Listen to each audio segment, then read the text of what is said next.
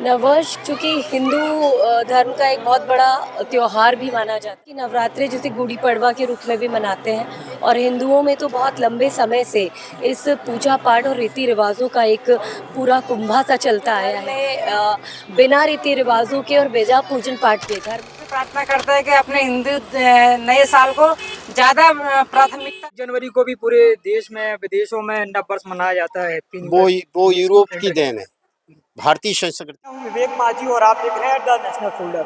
आज बात करेंगे हिंदू नव वर्ष की। हिंदू नव वर्ष आज से शुरू हो गया है। चैत्र गुड़ी पड़वा यानी कि आज हिंदू धर्म के कैलेंडर के अनुसार गुड़ी पड़वा का त्यौहार मनाया जाता है और आज से माता के 9 दिन के नवरात्रा आरंभ हो जाते हैं। मैं इस वक्त एक ऐसे ही मंदिर पर आया हूँ और यहाँ पर मैं जानूंगा लोगों से कि लोग इस दिन को कितना क्या खास मानते हैं, क्या धार्मिक महत्व रखते हैं। चलिए जानते हैं और समझते हैं क्या कुछ कहते हैं यहाँ के लोग।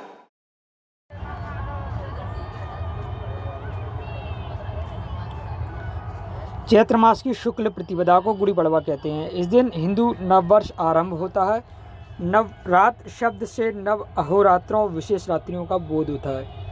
इस समय शक्ति के नवरूपों की उपासना की जाती है। इन नवरात्रों में लोग अपनी आध्यात्मिक और मानसिक शक्ति संचय करने के लिए अनेक प्रकार के व्रत, संयम, नियम, यज्ञ, भजन, पूजन, योग, साधना आदि करते हैं। आज से नवरात्रि की भी शुरुआत होगी, किस तरह से देखते हैं? नववर्ष चूँकि हिंदू धर्म का एक बहुत बड़ा त्योहार भी माना जाता है। चैत्र की नवरात्रे जिसे गुड़ी पड़वा के रूप में भी मनाते हैं और हिंदुओं में तो बहुत लंबे समय से इस पूजा पाठ और रीति रिवाजों का एक पूरा कुंभा सा चलता आया है।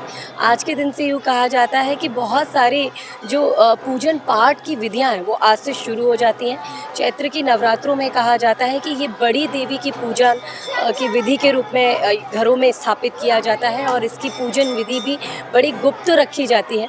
देखने के लिए तो यूँ कहा जाए कि हिंदू धर्म में बिना रीति रिवाजों के और बेजा पूजन पाठ के धर्म ही नहीं है, लेकिन सनातन धर्म में चैत्र की नवरात्रि का बहुत बड़ा महत्व है। अच्छा, व्रत रखने की भी एक परंपरा है जो सब वर्षों से चली आ रही है। महिलाएं, गर्ल्स व्रत रखती हैं, क्या कहेंगे आप इस पर? व्रत तो वैसे भी रखने का एक वैज्ञानिक तथ्य भी है, जो कि आज की डेट में बड़े बड़े वैज्ञानिकों ने भी इस बात को सत्यापित कर दिया गया है कि व्रत रखना ही बहुत आवश्यक है, क्योंकि इससे बॉडी का सर्कुलेशन भी आपका ठीक रहता है। लेकिन इसके पीछे एक बहुत बड़ा औचित्य ये भी है कि जिस तरह से मौसम का परिवर्तन होता है उस हिसाब से अगर आप व्रत रखते हैं तो बॉडी को भी अपने वायुमंडल और अपने मौसम के हिसाब से बदलने का एक अवसर मिलता है।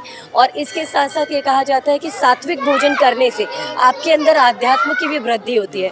तो व्रत का महत्व तो मैं समझती हूँ बहुत आवश्यक है ही।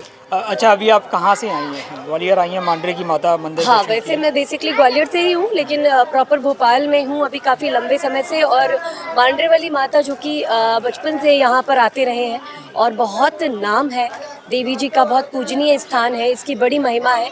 और इसी चाह और इसी दर्शन की अभिलाषा में मैं भोपाल से ग्वालियर आई हूँ उनके दर्शन के लिए।